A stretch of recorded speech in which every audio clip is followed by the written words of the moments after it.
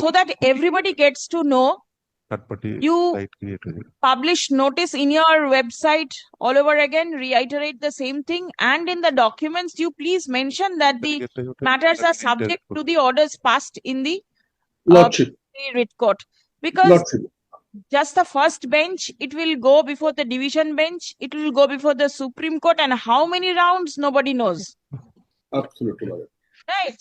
So My lord.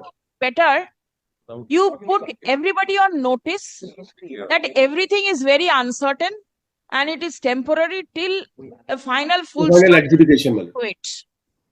তো বিচারপতি অমৃতা সিনহা ম্যাডামের জাজমেন্ট বা অর্ডার যেটা দিলেন স্কুল সার্ভিস কমিশনের চেয়ারম্যানকে সেটা শুনলেন এবং এই নোটিশ ঘিরেই কিন্তু নানা রকম বিতর্ক তৈরি হচ্ছে। বিশেষ করে অনেকেই কিন্তু বিতর্ক শুরু করে দিয়েছেন, যদিও বিতর্ক হোক না হোক তারা বিতর্ক সৃষ্টি করে দিয়েছেন ইউটিউবে বা সংবাদ সোশ্যাল মিডিয়ায়, যে 2025-এর রুলকে যেহেতু এটা চ্যালেঞ্জ করা হয়েছে, এই মামলার মধ্যে রয়েছে, তাহলে কি এই প্যানেলটা কি স্টে হবে বা রিপ্যানেল হবে? কারণ 2016-র শিক্ষকরা আবার রাস্তায় দুদিন নেমেছে তাদের রিপ্যানেল করার জন্য। এই প্রশ্নগুলো উঠে যাচ্ছে। ওবিসি রিজার্ভেশনের জন্য কিন্তু খুব কড়া নির্দেশ রয়েছে, ইডব্লিউএস রিজার্ভেশন, ওবিসি রিজার্ভেশন নিয়ে এবং এক্সপিরিয়েন্সের 10 নাম্বার প্যানেল 10 নাম্বার নিয়ে এবং এক্সপায়ারি অফ প্যানেল, এই সমস্ত ব্যাপার। এইরকম ওএমআর পাবলিশ করার একটা ডিমান্ড রয়েছে। এই জায়গাগুলো নিয়ে প্রায় 40টারও বেশি মামলা রয়েছে। সব মামলাগুলো তিনি আবার একত্রিত করে 21শে আগস্ট শুনবেন বলে একটা ডেট দিয়েছেন। কিন্তু তার সঙ্গে স্কুল সার্ভিস কমিশন যে জায়গাটা ক্লিয়ার করে দিয়েছে, যেটা কিন্তু খুব গুরুত্বপূর্ণ জায়গা, যে 2025-এর রুল অনুযায়ী কিন্তু নিয়োগটা হবে। অর্থাৎ নতুন, এইটাকেই তিনি বলছেন নতুন নিয়ম। এই নতুন নিয়মটা কি না, 2025-এর যে রুল জারি হয়েছে সেই রুল ধরেই হবে এবং এই নিয়োগের ক্ষেত্রে স্কুল সার্ভিস কমিশনের আইনজীবী বললেন জিরো টলারেন্স ধরা হবে, যে দুর্নীতি মুক্ত করে করা হবে। তো এই দুটো জায়গা কিন্তু খুব ভালো জায়গা নিয়ে করা হয়েছে, কিন্তু 2025-এর রুলকেও চ্যালেঞ্জ করা হয়েছে। এই চ্যালেঞ্জের ব্যাপারটা কিন্তু একবার সুপ্রিম কোর্টে উঠেছিল, তারপর সেখান থেকে গড়িয়ে যায়, সেখান থেকে ধাক্কা খায়, যে রুল খেলা শেষ শুরু হয়ে গেলে আর খেলার নিয়ম চেঞ্জ করা যায় না। তো এখানে আবার কতটা টিকবে সেটাও একটা ভেবে দেখার ব্যাপার আছে, কারণ এটা আইনের বিষয়, তো একটু জটিল বিষয় রয়েছে যেটা আমরা সাধারণত জানি না এই ব্যাপারগুলো। কিন্তু সুপ্রিম কোর্টের মানে হাইকোর্টের বিচারপতি অমৃতা সিনহা ম্যাডাম যে জায়গাটা বললেন, যে এই জায়গাটা এই এগুলো মানে মামলা Sit with the state councils also, and the parties should come to a consensus as to how they should proceed. Otherwise, commission is proceeding in the right direction and state going in the left. These candidates will be in a lurch. Y'all should come to a consensus. What is going to happen to the reservation status? My lord. Otherwise, the tainted and the untainted, we can proceed. 10% Yes. also, my lord. 8% Also, my lord. marks, we can proceed. Is to And the reservation, judgment necessary. This reservation is to be, a consensus should be there. Whether 7% or Well, 17%. Just the first bench, it will go before the division bench, it will go before the Supreme Court, and how many rounds, nobody knows. তো how many rounds nobody nose, তিনি কথাটা বললেন না, যে কথাটা আমি জানি, তিনি যে স্পষ্টই বললেন যে এটা সিঙ্গেল বেঞ্চ থেকে ডিভিশন বেঞ্চে যাবে, ডিভিশন বেঞ্চ থেকে আবার সুপ্রিম কোর্টে যাবে। তো how many rounds it will go there nobody knows. তো এই কথাটা তো আমি প্রতিদিনই প্রায় একবার বলি আর কি চলে, কিন্তু সেই কথাটাও দেখি আজ মিলে গেল ব্যাপারটা, কারণ এই ব্যাপারগুলো হবে আমি জানি। আর যে নোটিশের ব্যাপারটা রয়েছে সেটা কিন্তু খুব একটা মানে জটিল ব্যাপার নয়। এই যে নিয়োগটা হবে সেটা মানে স্থায়িত্ব নির্ভর করবে এই কোর্টের জাজমেন্টের উপর, ফাইনাল জাজমেন্টের উপর। এটা আজকের ঘটনা নয়, এই ঘটনা আমি দেখছি 2006 সাল থেকে।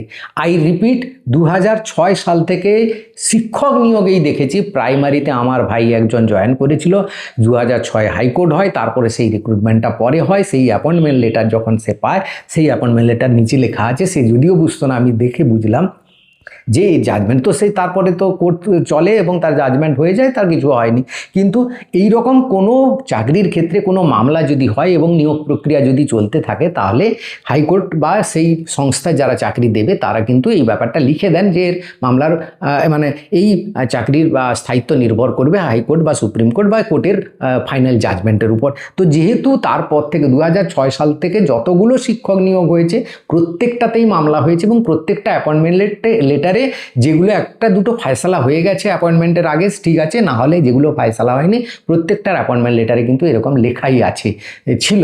তো এই জায়গাটা কিন্তু খুব একটা মানে বড় ব্যাপার নয়, যদিও যদি না কোনো খারাপ কিছু ঘটে, না হলে এটা নিয়ে টেনশন করার দরকার নেই। এখন যেহেতু এই জায়গাটা সুপ্রিম কোর্টের স্টে দেয়নি, কোথাও হাইকোর্ট কোথাও স্টে দেয়নি, সব কিছুই শুনছে, নিয়ম চেঞ্জ করতে বলছে, অমুক করতে বলছে, তসুক করতে বলছে, স্টে কোথাও দেয়নি, বাদ দেওয়ার কথা নয়। তাই এই নিয়োগ কিন্তু স্টে হবে বলে আমার মনে হয় না।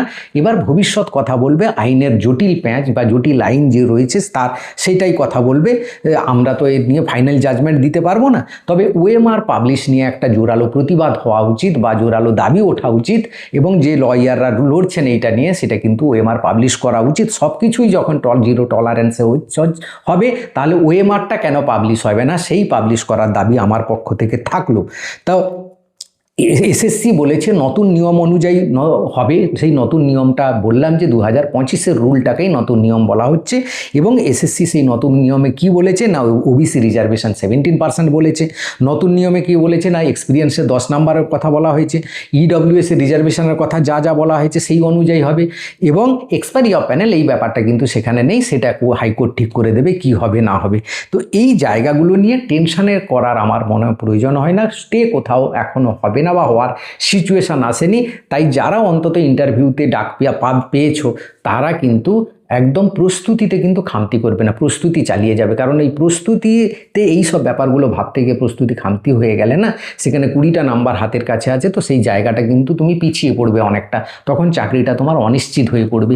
এত দূর খেটে খুঁটে এসছো, এই জায়গাগুলো ও কিন্তু তোমাকে মানে একটু সাবধান হয়ে, একটু নেগেটিভ মাইন্ড না করে একটু এড়িয়ে চলো জিনিসগুলো, এবং পরীক্ষা পড়াশোনার দিকে মন দাও। কারণ ইন্টারভিউতে অনেকগুলো প্রশ্ন আসবে তোমার সাবজেক্ট থেকে, সাবজেক্টের বাইরে থেকে, এবং তার সাথে টিচিং ডেমো থেকে প্রচুর পরিমাণে প্রশ্ন হবে, বা টিচিং ডেমোটা ভালো করে করতে হবে। এই জায়গাগুলোকে নজর দাও, কারণ মানে স্টে হয়ে যাওয়ার ব্যাপার নেই। এতদূর যখন এগিয়ে গেছে সমস্ত কিছু এগোবে, এবং সমস্ত কিছুই নিয়োগ প্রক্রিয়া তা এই সেপ্টেম্বর অক্টোবরের মধ্যে কিন্তু, অক্টোবর নভেম্বরের মধ্যে কিন্তু হয়ে যাওয়ার একটা সম্ভাবনা। তো এসএলএসটি নবম দশমের ইন্টারভিউ আগস্টের শেষ দিকে শুরু হতে পারে, না হলে কিন্তু আগস্টের দ্বিতীয় সপ্তাহে শুরু, সেপ্টেম্বরের দ্বিতীয় সপ্তাহে শুরু হবে। এই হচ্ছে তোমাদের time period.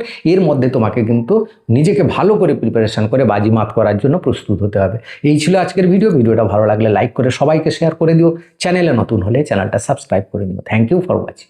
were raised that Weimar, and after expiry, court said they have published a list, so no grounds to interfere in the contempt application. My lord, this is your lordship knows, my lord, that has no. Well, the big matters are comprised of two issues: rule challenge and whether tainted or not. These two things are only the big matter.